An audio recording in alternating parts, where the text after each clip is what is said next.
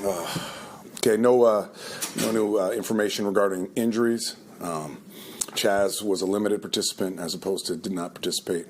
Other than that, everybody's about the same. Still collecting information on a few of these guys. Obviously, it's a quick turnaround here. Is there anyone you ruled out for Thursday? No, not yet.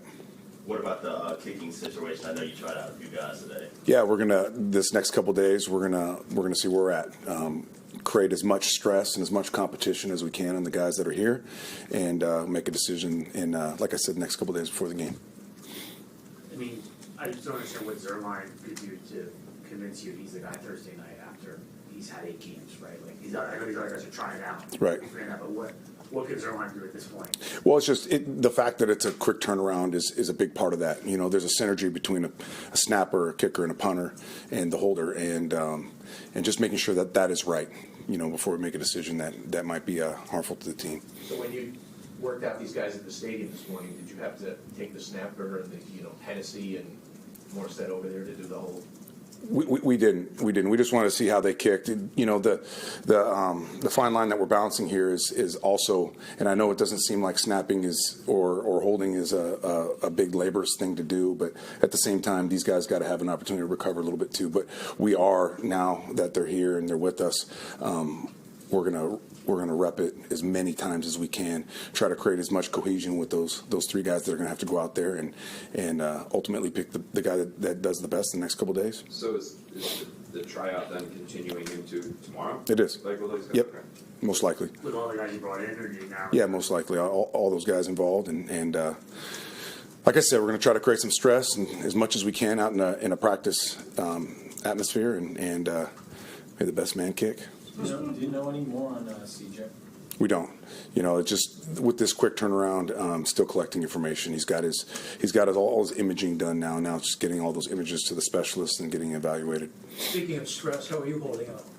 I'm doing fine. You know, I'm fortunate to have a great support group around me, not just in this building, but obviously my family at home. So, as trying as it is, it's also a great challenge too. With these Thursday night games, obviously it's a challenge for players to bounce back. It is. Sunday game play Thursday. I imagine it's even more hard with Aaron right now, considering his age and then also the fact he's pretty beat up from pretty much the waist down. Are you concerned at all with his ability to go on short rest?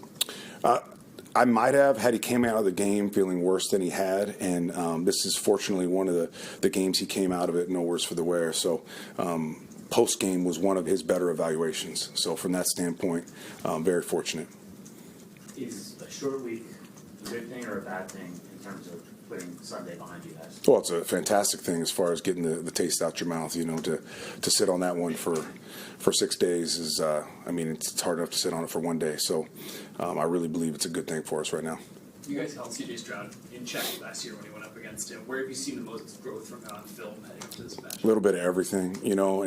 But saying that, like the guy that we watched last year and prepared for last year, amazed me in the sense that he was a rookie. Just, you know, his patience, his composure, his ability to get to the third progression in consistently is it's unheard of for a young guy, you know. But you just see a guy that's improving in every way. And last year, I felt there was times where he was hesitant to tuck it and run. It was like it was being preached to, like, we're going to win this thing with your arm. I'm seeing him taking a few more liberties with his legs and his athleticism, and you see him move the sticks a little bit more with his feet this year. Speaking of the QB runs, New England got you with both guys on Sunday. They got you early and then percent late. Is that guys not containing? Is that second level stuff? What's happening? Yeah, one of them was a second level issue, and the other one was just a rush issue. We gotta be disciplined with your rush lanes. You have to, you know. And we always talk about like a B gap escape is the one place quarterbacks always look to get out. So it's got to be more disciplined in that way. With regard to the whole offensive operation and trying to speed it up a little bit, what can be done on a short week, and did you notice any common denominators there in terms of ways that you can speed up? Right, we shined a light on everything regarding that. So it's been addressed obviously with the offensive personnel, but it's everything. And I'm not saying this is what it is, but it's a combination of get the call in quickly, everybody. Like the information, process it immediately, get to your alignments, get to the line of scrimmage with urgency.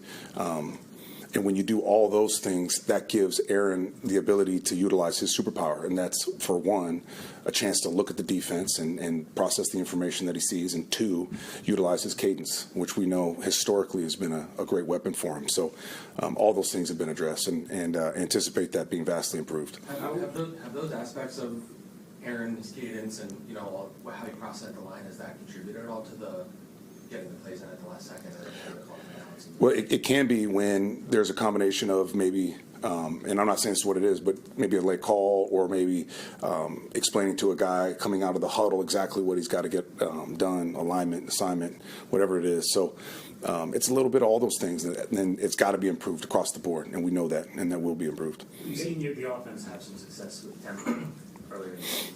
Is that also something you guys can do to I mean, that's just naturally speeding things up? Right? Yeah, for sure. And that's one thing that he does really, really well. It's one of his superpowers, for sure, operating at the line of scrimmage. And I mean, he's one of the quarterbacks in this league, one of the few quarterbacks that, like in a 2-minute operation, he's running that show. So it's definitely a strength that we can lean on.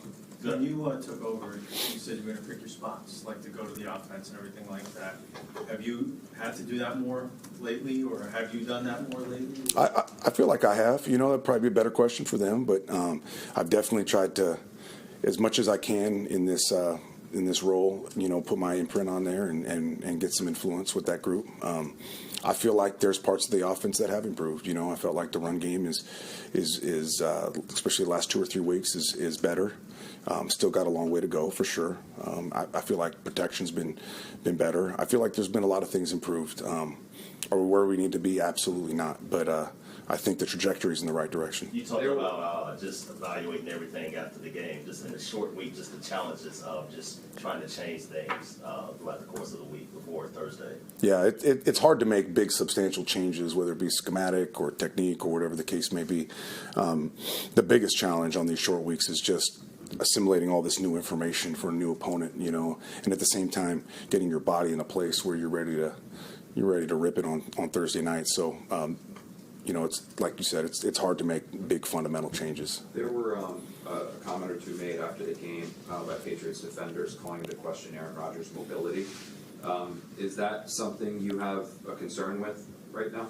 Well, I don't know if it's a concern, but he's not 100% from a health standpoint. We all know historically, like I said, cadence is one of his superpowers, but so his mobility has been a superpower too. His ability to extend plays and perform off platform. So, but at the same time, like there's been a big emphasis on this week of really being in rhythm and listen to your feet and trust your eyes and let it rip. So, the right things are being emphasized.